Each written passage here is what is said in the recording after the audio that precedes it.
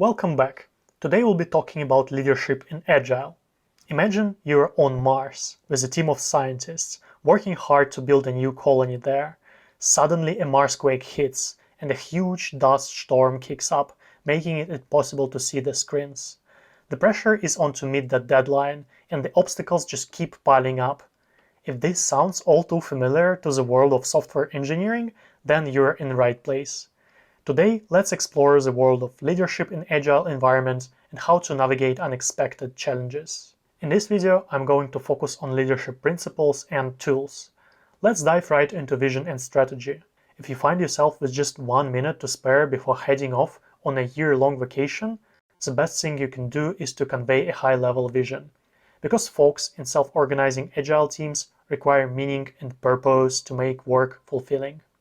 Vision is a big picture of what you want to achieve. There are various ways to deliver it, such as an agile product vision statement, for instance.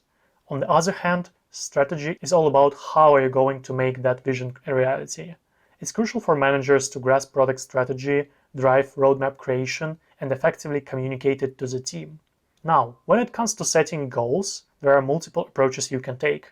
One noteworthy method I want to highlight is called OKR, which stands for Objectives and Key Results. It's a powerful way to formulate goals and is definitely a valuable addition to any manager's toolkit. Right job for the person. Yes, you heard it right. It's not the right person for the job, but the right job for the person. This principle holds immense importance, especially in the agile environment. As a manager, you're going to have staff looking up to you to help them achieve their career progression and ensure they're working on meaningful problems. You'll be the person creating the right jobs for your people to do. Alright, let's switch gears and talk about motivation. Maslow's hierarchy of needs is a motivational theory in psychology comprising a 5-tier model of human needs, often depicted as levels within a pyramid. From the bottom of the hierarchy upwards, the needs are physiological, safety, love and belonging needs, esteem, and self-actualization. Needs lower down in the hierarchy must be satisfied before individuals can attain the higher needs. Let's revisit Maslow's model, but map it to your life at work. Physiological. You want to be paid fairly for what you do and to have reasonable benefits. Safety. You want job security and a safe working environment. Love and belonging. You want to work with colleagues that you like and that inspire you, and you want to build good relationships with your team and your manager. Esteem.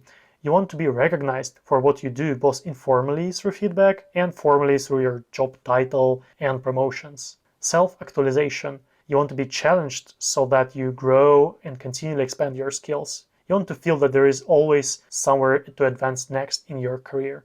What's also interesting is that you can begin to see how, as a manager, you can have a lasting impact on the lives of your staff. Although the basic needs of job security, pay, and benefits are provided by the company as standard, the higher level needs of belonging, esteem, and self-actualization are something that you can help your staff achieve. For belongingness needs, you can build strong relationships with your staff, encourage and demonstrate radically candid feedback to build trust and help them grow. Be a role model for those in your team to look up to, or connect yourself and your team better to the rest of the organization so that they feel part of something much bigger than themselves. For esteem needs, you can ensure that your staff are recognized for what they do through appropriate praise and critique. Facilitate discussions around career progression, and coach and guide staff to improve themselves and become more confident and capable. Finally, for self-actualization needs, you can ensure that you delegate the right work to the right staff so that they have continual opportunities to learn, contribute, and grow. Also provide the environment for staff to learn new skills and give staff the freedom to solve problems in the way they choose, as long as the outcome is correct. These higher level needs of your staff is where you come in. Another interesting concept that I want to cover today is the zone of proximal development. It defines the area in which a person cannot progress without the presence of another person with a higher skill set to assist them. However, once the person has understood and completed the task, they are able to take on tasks of even higher difficulty, pushing their zone of proximal development toward harder and harder tasks. It highlights two things that are important in order to ensure that learners are improving their skills. First, that they are being given the tasks that sit within their zone of proximal development. And second, that they are paired with individuals with more knowledge to help them complete those tasks with assistance. A good example here would be delegating a challenging programming task to a junior member of your team, but pair them with somebody more senior. This improves the programming skill of the junior and the mentoring skill of the senior. Win-win scenario. Now, here's a question for the audience. Do you know what this is? It's a skill tree from the popular computer game World of Warcraft. You might be wondering why I'm showing it here. Well, the answer is that as a manager, your goal is to assist people in skill development by creating a roadmap, which is really similar to a skill tree. Let's consider an example. You're supporting a team member who wants to give a tech talk at a local meetup.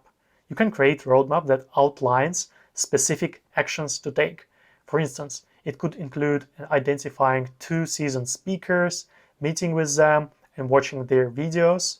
Additionally, you can suggest giving an onboarding talk for newcomers to your company, attending a speaking meetup, and finally, delivering a tech talk on a current project within the company. You see that defining skill trees is both useful and fun for enabling your staff to take a journey of incremental progression toward larger goals. Let's move on to the next principle. Leading by example is a leadership style where you model the behavior you want to see in your team members. When you lead by example, you don't just push team members towards excellence, rather you actively demonstrate that excellence. How can you do this? By embracing humility, transparency, honesty, and by admitting mistakes when necessary. Instead of relying on power, you employ persuasion, and you show respect for the preferences of others. By consistently embodying these qualities, you set a positive tone and inspire your team to follow suit.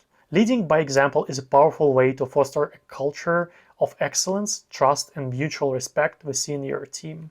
Another crucial aspect of being a great leader is building the right environment for the team and fostering a positive culture. But what does it actually mean? Take a look at this picture. Matt Damon planting potatoes on Mars. He created the right environment for them to grow there.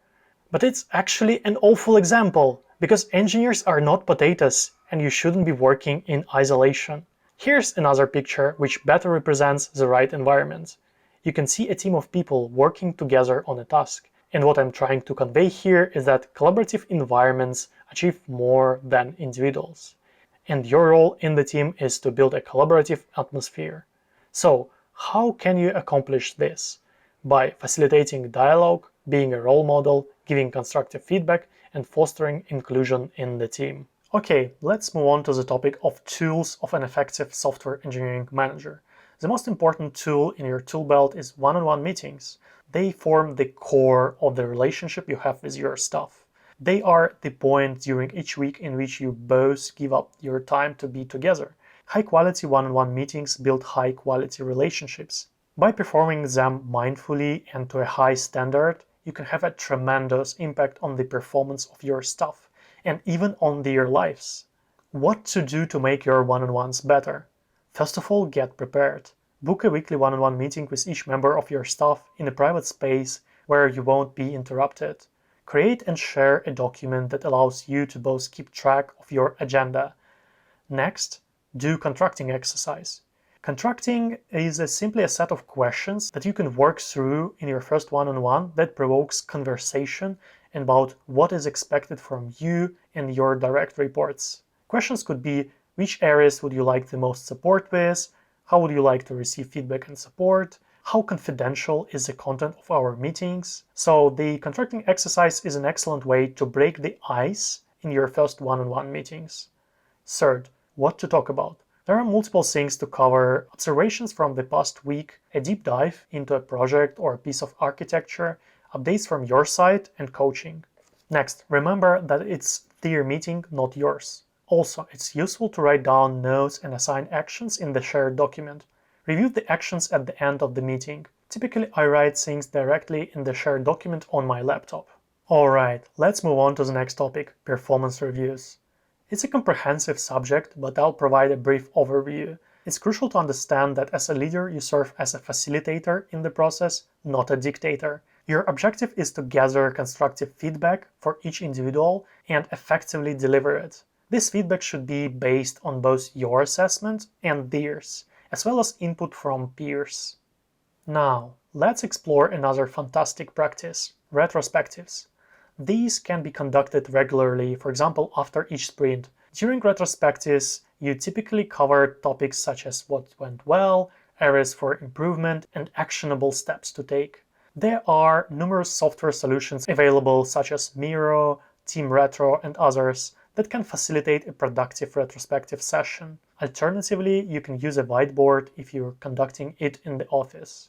One important aspect I'd like to highlight is the leader's role in following up on the actions identified during the retrospective. It's vital to ensure that the planned actions are implemented and progress is monitored. Furthermore, you'll find yourself frequently working with a product backlog. Here, I'd like to highlight a few interesting techniques that you can utilize. Let's start with relative estimation using story points. This approach offers a useful and enjoyable way to estimate tasks. I've personally introduced this technique to one of my previous teams, and they absolutely loved it. We employed the Fibonacci sequence for backlog estimation and even engaged in multiple rounds of playing poker, which added an element of excitement and collaboration to the process. In Facebook, we used the RISE prioritization framework. It is a scoring model designed to help product managers determine which products, features, and other initiatives to put on their roadmaps by scoring these items according to 4 factors. These factors, which form the acronym RISE, are reach, impact, confidence, and effort. I have found this framework really useful. Alright, that's it for today's video. If you enjoyed it, give it a like and leave a comment. I'd love to answer any questions you may have. And as always, thank you for watching and have a great day.